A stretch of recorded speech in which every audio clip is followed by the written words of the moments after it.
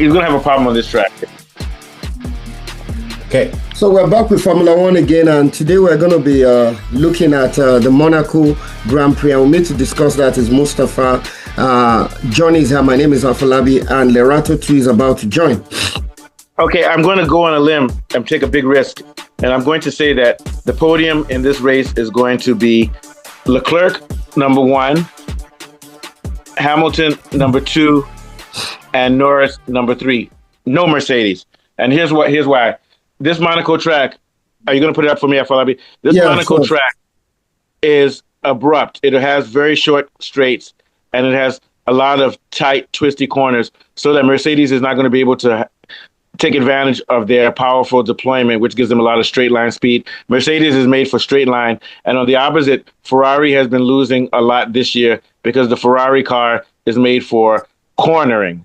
So this is going to be a place where cornering is going to be very exaggerated, abrupt stops, and you're going to have a lot of traction coming off the corners, which is exactly what Ferrari has. Ferrari's not going to win the drivers. Ferrari's not going to do well this year, but they're going to do well on this track. Let's start with the yellow area. Once you see those corners, look at those tight corners in the yellow area. Very tight. Hairpin. That stuff slows you down. This is where Ferrari is good with traction, with acceleration, and with being able to handle low-speed corners. Then when you get to the straights, there's never enough of a straight to get you. Then when you look at the blue area, where you have that sort of thing that looks like a hairpin, the famous, I think, is El Rude or whatever they call it. I'm not like Papa Windsor. I don't know all the names of this thing, but I think it's El something. That thing there, that's it's going to slow people down. So this track is made for Ferrari. Now, the reason I say a McLaren person, Norris will come second, because I think McLaren will be second fastest, because McLaren handles tight corners pretty well because they have downforce and downforce and bounce. But where McLaren is going to go well is on the curbs, the uneven surfaces, and McLaren has the best balance. So Ferrari is better on low-speed corners than McLaren. McLaren is slightly worse than them, but McLaren is going to do well because this is a street track with a lot of purposing, and they have the best suspension and carrying on. So that's why I'm saying Norris is going to come second. I said I know Norris will come third. Hamilton will come second because he's in a Ferrari, and this is going to be for Leclerc and Hamilton. The only reason I'm giving Leclerc the advantage. Oh, one more thing. Whoever wins qualifying in this wins it's a procession. So Leclerc is going to win qualifying. Hamilton's going to come second. Leclerc is a little bit better at launching himself into very low speed corners very fast. And I think that's the advantage he's going to have over Hamilton. Hamilton's better at tire preservation, but I don't think he's going to be able to have pass Leclerc on this track, even with tire preservation. So I'm going to go on a limb and say that Mercedes won't finish in the top 3. If anybody in Mercedes gets on the podium, it's going to be Antonelli. And the reason I say so is that this is definitely not a track for George Russell. George Russell likes long straights where he can deploy all the power. He likes to have a linear, gradual build-up and everything. And he doesn't do well off of corner exits. So Antonelli's advantage is going to be exaggerated. Russell had an advantage over Antonelli in Canada because it's a fast track, but he wasted that. Now we're going to Antonelli territory. Antonelli's going to wipe him out. Now, as I've said that Mercedes won't be on the podium, don't be surprised if you see Antonelli win this race again, because we know that the Mercedes is overall a class car, and Antonelli likes this type of track. But I'm going to stick to what I say. First place, Leclerc. Second place, Hamilton. Third place, Norris. Also, the reason I put Norris above Piastri is because Piastri is like Russell. He likes long approaches where he can drive smoothly and time his entry runs, and he's not very, very good on exiting of corners. So that's my thought. What are your thoughts, Afolabi? Yeah, I quite agree with you. And if you look at this track, this is heavily rear limited. I mean, there's a lot of demand for traction out of the slow corners. So this is going to put a lot of stress on the rear tires, basically. And this could lead to thermal degradation on the rear axle. So basically, if you look at this, this does not favor Russell in any way. Because, no. I mean, exception. Can I add a quick thing? Also, Ferrari and McLaren are better for thermal degradation of this sort. Yes, they're actually better. So here you need a lot of traction, ability to, smoothly put power out of the low speed corners. You mentioned that as well. Is the biggest differentiator in the lap times basically here. So this looks like Antonelli Leclerc kind of track, basically. Yeah. It's track, highly technical, and not the kind of circuit that Russell would profit from. And there's no margin for error. There's no opportunity for overtakes. So, I mean, the winner of the qualifying takes all, basically. It's a procession. I think that maybe McLaren, because of their ultra long race pace when it comes to tires, might be able to leapfrog. But I think it's going to be a procession. You can take that off. You can take that off. So very good one, Afolabi. What are your thoughts, Mr. Lorato? Yeah. I think Ferrari is definitely going to be strong. Yeah. So it's going to be interesting who can sort of challenge them. I do think McLaren will be there close about as like the second fastest car. I think if anything, in terms of like overtakes and changes in position is going to happen, it'll be in the pits. Strategy. If strategy sort of plays, strategy will play a very big role, especially given the point that Afolabi made in terms of like how tires are going to play a big part in the race. I think undercuts and overcuts are going to play a very big role in terms of change of position past whoever gets pole position. I think in the same way that you also stated, I don't rule out Antonelli to be somewhere in the front, fighting for positions in as much as he might be dealing with a car that's more built for speed and power. I think car setup would also sort of come to play in terms of making the car a little bit more manageable around the track. But yeah, I'm not sure about him getting first place though. But I think he should be there. In the top three, maybe third. Him and Russell have bad starts. If you have a bad start in this race and you're coming third, it's a procession. So Mercedes has to worry about their start too. Yeah, and Ferrari. And on the other tip, Ferrari has the best starts. Go ahead. Yeah. Oh, they have I think they have an amazing launch. I think from launch we've seen Ferrari have the best launches. We've seen Leclerc make really amazing overtakes, especially at the beginning of the races before the first corner and things like that, and gaining places. So I mean, if he gets pole position, then that's just about it. He might even win if he comes third qualifying. If he's third on the grid, he might even be the race winner. Go ahead. He might be able to go past. Yeah, it will be interesting to see. What how comfortable Hamilton has gotten in the car given his previous performance in Canada, and if he would be able to in qualifying present anything, but I think that's neither here or there. It waits to be seen. But I think I'm keen on seeing how everyone sort of fares during this first practice. But I would give the race to the Monegasque because he's at home. He's comfortable. He won there before. That's where he won. Yeah, and he's won there recently. So I think in terms of momentum at that track, Leclerc definitely has is kind of like leading just out of momentum and confidence. Yeah. How much might win? Kim Kardashian is going to give him a good job for his brakes, for his hand brake. Let me stop. give me a hand. Give me a setup. Give me the right setup. I'm just joking. But yeah, I think that's the advantage. I think if on a track that had more straights, Hamilton might be able to beat him because he's better with tire management. But this is this guy's track. What are your thoughts, Mr. Johnny? Yeah, I actually think Hamilton would win this match. It's possible. I'm not ruling anything out. Yeah, because he's all fired up now. He was really fired up in Canada, and he's also got lots of experience in Monaco. I mean, Monaco was actually quite one of his lot victories, and he's also I don't know if he still does, but he used to live in Monaco too as well. they're both going to really thrash it out, both of them, and that's where, and during the qualifying, that's where the battle is going to be. That's where I think But I think qualifying. qualifying, Leclerc has an advantage in qualifying. Well, well, yes, we'll see, and You know the why I say so? Hamilton likes he's always behind Leclerc in qualifying because he puts more rear stability. He sets up for the long race, yeah, a more stable car, then he can pass you afterwards. He doesn't like to put his car on the edge for qualifying because he's not a fronty driver. But go ahead, yeah. I think he will really just because he wants to beat Leclerc, so he will really try his You know what my best. problem with Hamilton is? He's not systematic. He said that he's no longer going to do sim racing, so he did well. So he changes his mind race to race. He's like, oh, I'm not doing sim racing because I did well.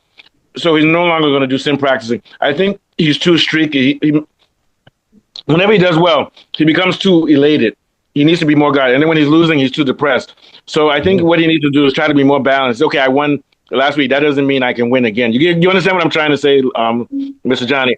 Hamilton is up and down. Now that he won at this race, he's like, oh, I can win every race. Then when he comes third or second, I can't. And we have to remember that the reason he beat Leclerc at the other races is because of the temperature differential. He was doing well on that track. And he does well on Canada and Silverstone. You see what I'm saying? What do you think, Mr. Johnny? I agree with you, but I'm just saying that Hamilton, now that he won in the other race, he'll think he doesn't need to prepare again. He says, I don't need to do sim. I don't need to practice. I just need to go out and have fun. He thinks that that's how he can drive. That the old me likes to have fun, so I just have fun. So my thing is that he's never moderate. But what do you think, Mr. Johnny, before we go to follow up? I mean, I just think that he will try and really step it up.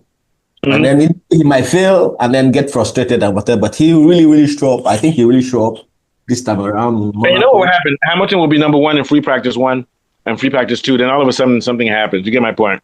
But we'll see. I do think that because of this track and Ferrari, he's going to be top 2.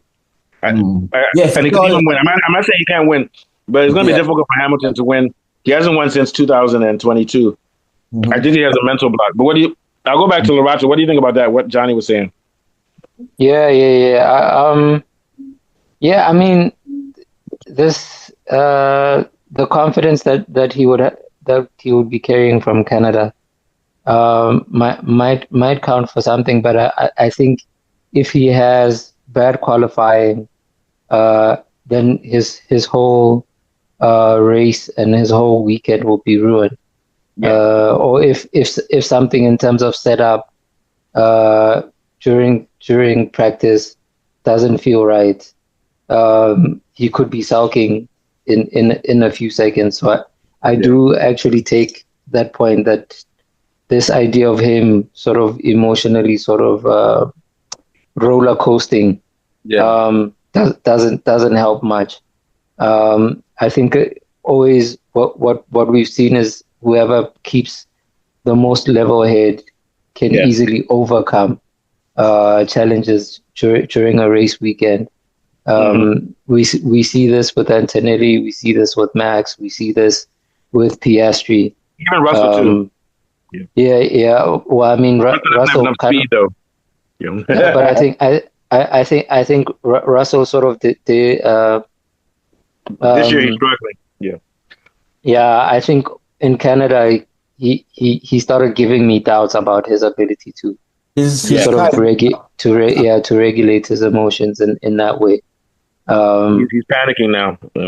Yeah. So I think but I do think that this momentum from Canada is going to play a part in the fact that the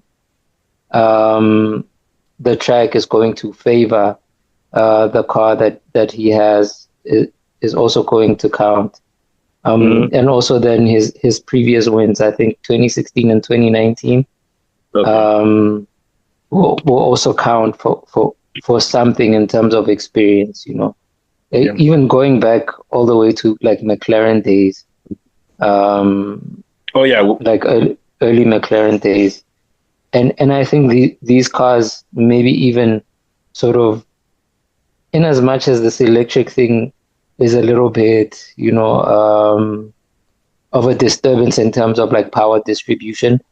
But I think in terms of the size of the car and the nimbleness of the car, within these tight corners, maybe could be like reminiscent to like these early 2000 cars, like 2008 cars, or something like that. And also, they rigged it again. The FIA says you can have more available ICE. They've increased your available watts, which means they didn't say IC, but when you increase your available power, that means you don't have to shut down the IC as soon. So that means that downforce and power are going to be more important, and deployment isn't. You see how FIA does, because they want to make the race interesting. You see how Lorato. So they've changed the race. They didn't change the ratio. They changed the available power. So you don't have to shut down your power. That means you can rely more on the ICE. You see what I'm saying? I see. Yeah, sure. And that's going to take away more advantage from Mercedes. Yeah. So what are your thoughts, Afolabi? Yeah, you're absolutely right. I think for this race, my own take on Hamilton is that he has to do very well in the qualifying. He's not very consistent. He did very well, like Mustafa said, in the last race because of the temperature differential thing. You never know what you're going to expect. But Ferrari generally, they have good mechanical grip and slow corner performance. So that's going to help them in this track. And if you look at, they've done consistently well around the technical sectors, even though sometimes they lose time on the straights. Ferrari would do well here, but I think it's more Ferrari Leclerc and not Ferrari Hamilton. But you never know. And traditionally too, if you look at it, this is a Leclerc, Norris, Piastri kind of track. You know, traditionally that's where and you throw in Antonelli as well. So and you ask yourself, where is Hamilton? I just don't fancy Hamilton, but he needs to show me he's a little bit more consistent on this track. And basically, I feel everybody has noticed that Russell is bleeding, and everybody is basically going for blood. And if you look at the way Russell performed last season, he was very, very poor. I think he finished 14th. He had some electrical problem with his car. So, and generally speaking, I don't think he has won in Monaco before. So it's not a happy hunting ground for him. So he's even going to lose more ground here. So I think Ferrari would do well, more like Leclerc, and then either Piastri, Antonelli will be in the mix. I think he will finish pole in the qualifying. Don't forget Hamilton, though. You're putting Hamilton behind, though, because you don't think he's able to drive this type of track. A lot rides on Hamilton's performance in the qualifying, which is it's like the toss of a coin, really. I need to see more consistency in his driving. Yeah, I agree. So it could go either way. I'm going to still say he's going to be on the podium, but if he doesn't get that start, if he doesn't get the qualifying correct, and Hamilton fades in qualifying. He does well in FP1, FP2. He even does well in Q1. Then once Q2 comes, you know what I'm saying? Lorato, he has a pattern of doing that all year. Yeah, sure. So he needs to watch out for that, because that might be a psychological issue. Okay, last thoughts, Johnny, then we're out. Yeah, well, I just think it might just even turn into the Antonelli show, you know? It could, because Antonelli's he's the best slow speed corner driver in the world, other than Leclerc, maybe Leclerc and Verstappen. I think Leclerc and Verstappen are better on high speed corners, and they're equal to him on low speed. So, and this is purely low speed. Sorry, Johnny, go ahead. Yeah, you know, because like their upgrades on Canada, they were able to actually launch more stability on the corners. Yeah, and corners, and also even launching and when they were starting, they really were fast off the track. So they might just get better. And yeah, so like, you know, Antonelli, this would be an opportunity for Antonelli to show his mass, as in he's actually becoming a master, you know. So he might just even gain that Monaco talent, you know, and then Antonelli had never won a race before. Then after his first race, he won 3 in a row afterwards. And I think he has more victories in his career now than Russell, or equal or so. How many victories does Russell have? Maybe 4. Yeah, and within a 4-week period, he equals Russell's racing. Man, this guy is bad. And if you look at this track, it has similar characteristics with Canada. So I see him thriving as well, just like he did in Canada. Although the limit in Canada is more straights. Yeah, it has maybe basically. Yeah. And if you look at the Mercedes machinery too, they tend to do better than Ferrari on the straights. But let's see how it goes anyway. Just quickly, last night, Lorato. I know Lorato will want to say something too before you go. Yeah, no. Like I think, like I said, the car setup could make the change for Mercedes. Yeah. If they manage to get it right, and that could give them an edge so that they challenge Ferrari. The Ferraris. And I think McLaren's balance will also sort of keep them there in a mix. So I think it's going to be like a really interesting tight one to check out. Because always within the qualifying, we're looking at something like 2 to 3 tenths between the top 5. It's going to be very marginal in terms of who manages.